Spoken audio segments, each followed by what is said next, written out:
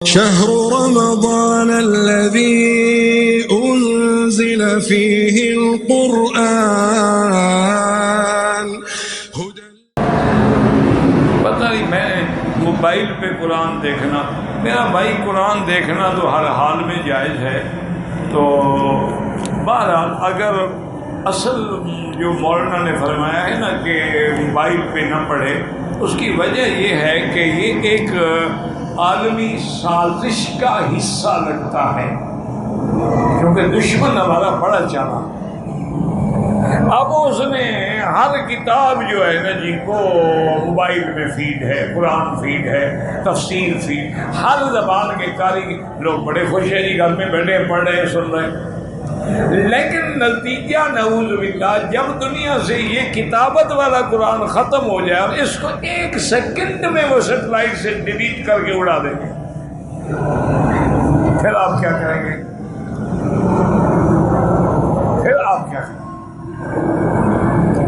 لیکن ابھی تو مکتبہ شاملہ جو ہے اس میں 60,000 کتاب ہے جو اس میں فیڈ ہے، انٹرنیٹ پہ دستیاب. اچھی بات، پوری دنیا میں ایک بات پہنچ رہی، لیکن ساتھ یہ خیال ضرور رکھیں کہ جو اصل ورثہ ہے ہمارا قرآن کا وہ ختم نہ ہو. یہ تو یوں سمجھیں کہ مثلا ہم قرآن وہی پڑھیں جو آپ ہمیشہ پڑھتے ہیں، کبھی سفر میں قرآن اٹھانا مشکل ہے، موبائل کھول کے بھی پڑھ لیا کوئی بات نہیں، لیکن آپ اسی کو عادت بنا لیں اور اس قرآن کو ہاتھ ہی نہ لگائیں، پھر تو ناجائز ہے. کہتے ہیں جی کہ اہل حدیث کہتے ہیں بغیر وضو کے قرآن ہاتھ میں لے کر پڑھ سکتے ہیں. بہرحال گزارش یہ ہے کہ ہر مسلمان ہی اہل حدیث ہوتا ہے، کوئی اہل حدیث الگ فرقہ نہیں ہے. تمام فقہائے ائمہ اربعہ جو ہیں سب سے بڑے اہل حدیث تو وہ ہیں کہ جنہوں نے حدیث سے مسائل لکھ کے کتابوں میں جمع کیے ہیں. بہرحال قرآن تو یہی کہتا ہے کہ اس کو پاک ہی ہاتھ لگائیں، لا یمسہ الا المطہر. باقی تمہاری مرضی ہے.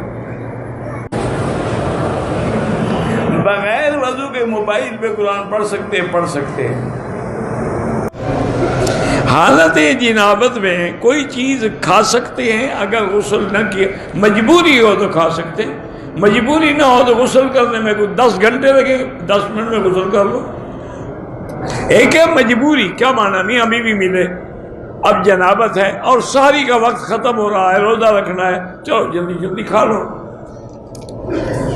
شهر رمضان الذي أنزل فيه القرآن